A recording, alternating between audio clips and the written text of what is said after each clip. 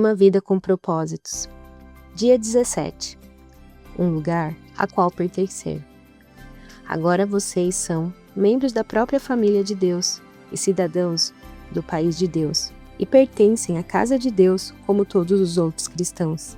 Efésios 2:19. A família de Deus é a igreja do Deus vivo, a coluna e o fundamento da verdade. 1 Timóteo 3:15. Você é chamado para pertencer, não somente para crer. Mesmo no perfeito e imaculado ambiente do Éden, Deus disse: "Não é bom que o homem esteja só." Gênesis 2:18. Fomos criados para a vida em comunidade, moldados para o companheirismo e formados para a família. E nenhum de nós pode cumprir os propósitos de Deus sozinho e sem ajuda. A Bíblia não apresenta nenhum santo solitário ou eremita espiritual, ou seja, um crente que vivesse isolado dos outros fiéis, privado de companhia. A Bíblia diz que fomos ajuntados, reunidos, edificados juntos, tornados membros juntos, feitos herdeiros juntos, combinados, mantidos juntos e que seremos arrebatados juntos. Você não está mais por conta própria. Embora seu relacionamento com Cristo seja pessoal, Deus nunca quis que fosse particular. Na família de Deus, você está unido a todos os outros fiéis e faremos parte uns dos outros por toda a eternidade. A Bíblia diz: em Cristo, nós que somos muito, formamos um corpo, e cada membro está ligado a todos os outros. Romanos 12:5. Seguir a Cristo inclui pertencer, não apenas crer. Somos membros do seu corpo, a Igreja. Observa-se o Lewis que a palavra membro é de origem cristã, mas foi esvaziado do seu significado original. As lojas oferecem desconto a membros, e os anunciantes usam os nomes desses membros para criar listas de mala direta. Nas igrejas, tornar-se membro significa simplesmente adicionar um nome a uma lista, sem nenhum requisito ou expectativa. Pela perspectiva de Paulo, ser membro da igreja significava ser um órgão vital de um corpo vivo, parte indispensável e inseparável do corpo de Cristo. Precisamos restabelecer e praticar o significado bíblico dessa palavra. A igreja é um corpo, não um edifício, um organismo, não uma organização. Para que os órgãos do corpo humano cumpram seu propósito, precisam estar conectados ao corpo. O mesmo ocorre com você, como parte do corpo de Cristo. Você foi criado para uma função específica, mas perderá esse segundo propósito para a sua vida se não fizer parte de uma igreja local. Você descobre seu papel nesta vida pelo relacionamento que mantém com os outros. A Bíblia diz: assim, somos como as várias partes do corpo humano. Cada parte tem seu significado no corpo, visto como um todo, mas não o contrário. O corpo de que estamos falando é o corpo formado pelas pessoas escolhidas por Cristo. Cada um de nós encontra significado e função como parte desse corpo. Não podemos ser como um dedo decepado, que não tem valor. Romanos 12:4-5. Se um órgão é de forma desligada do corpo, fica paralisado e morre. Ele não pode existir por si mesmo, nem você. Desligado e arrancado do sangue vivificante da igreja local, sua vida espiritual se enfraquecerá e logo deixará de existir. Por isso, o primeiro sintoma de declínio espiritual é normalmente o comparecimento irregular aos cultos e a outras reuniões dos irmãos na fé.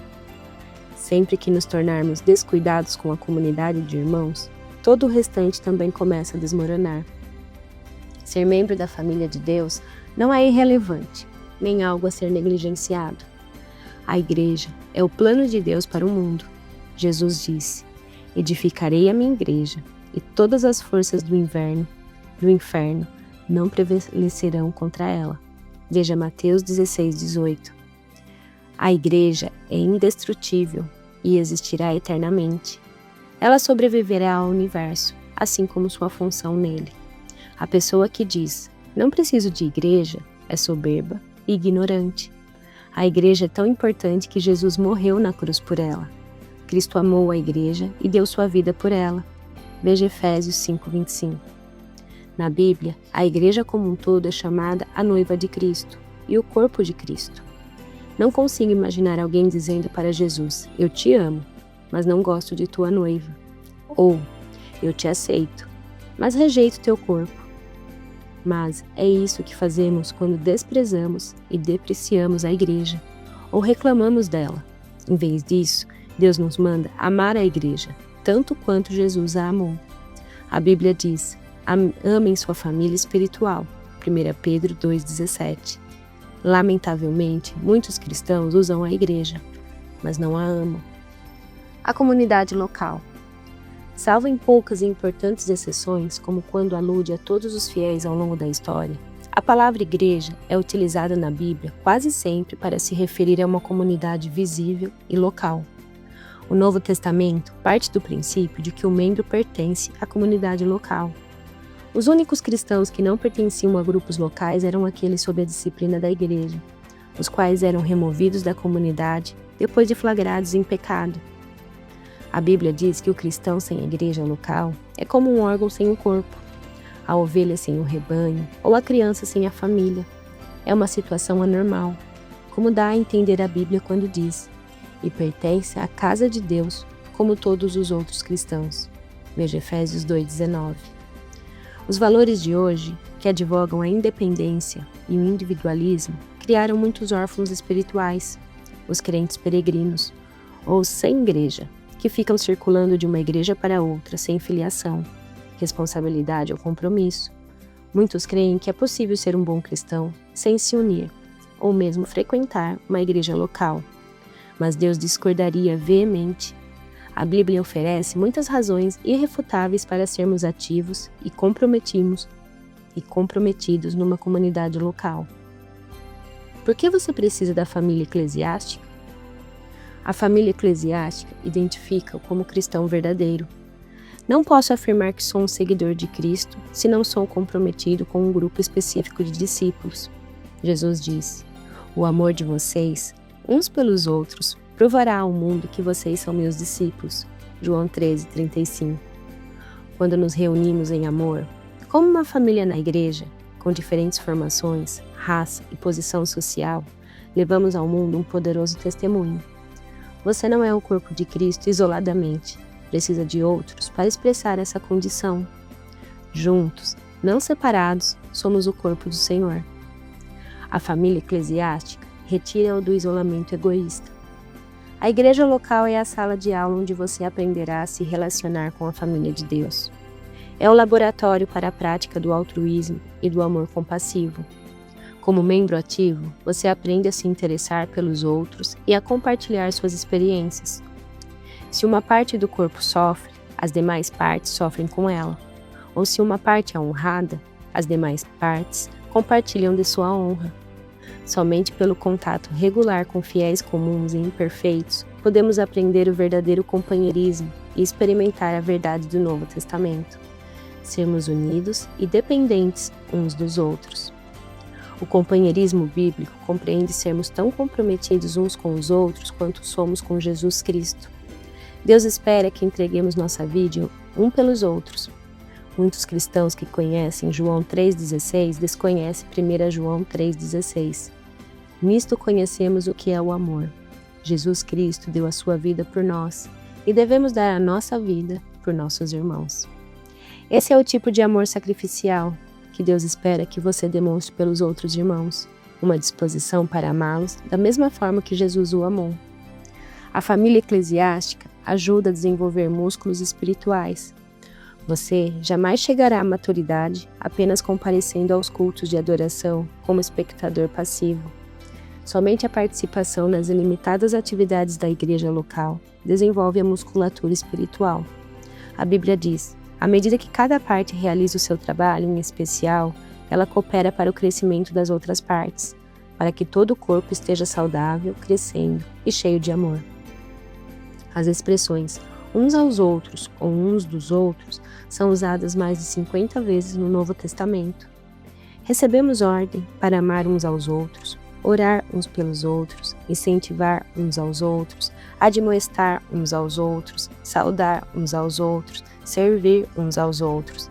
ensinar uns aos outros, aceitar uns aos outros, honrar uns aos outros, carregar os fardos uns dos outros, perdoar uns aos outros, submeter-nos uns aos outros e sermos dedicados uns aos outros, além de muitas outras obrigações mútuas. Isso é ser membro, do ponto de vista bíblico. Essas são as responsabilidades familiares que Deus espera que você cumpra na comunidade local. Com quem você vem agindo dessa forma? Pode parecer mais fácil ser santo quando não há mais ninguém por perto para frustrar suas preferências, mas essa é uma santidade falsa que não foi posta à prova. O isolamento é deliberadamente enganoso. É fácil nos enganarmos, pensando sermos maduros, quando não há ninguém para nos contestar. A verdadeira maturidade manifesta-se nos relacionamentos. Precisamos mais que da Bíblia para crescer. Precisamos de outros irmãos. Crescemos mais fortes e mais rapidamente aprendendo uns com os outros e sendo responsáveis uns pelos outros. Quando os outros compartilham o que Deus está lhe ensinando, também aprendemos a crescer. O corpo de Cristo precisa de você. Deus tem uma função específica para você na família cristã. Isso se chama ministério, e o Senhor lhe concedeu talentos para essa missão. Um dom espiritual é dado a cada um de nós, visando ajudar toda a igreja. 1 Coríntios 12, 7. A comunidade local é o lugar planejado por Deus para que você descubra, desenvolva e utilize seus talentos. Você até pode ter um ministério mais abrangente, mas será algo adicional a seu serviço no corpo local. Jesus não prometeu edificar seu ministério, prometeu edificar a igreja dele. Você participará na missão de Cristo no mundo.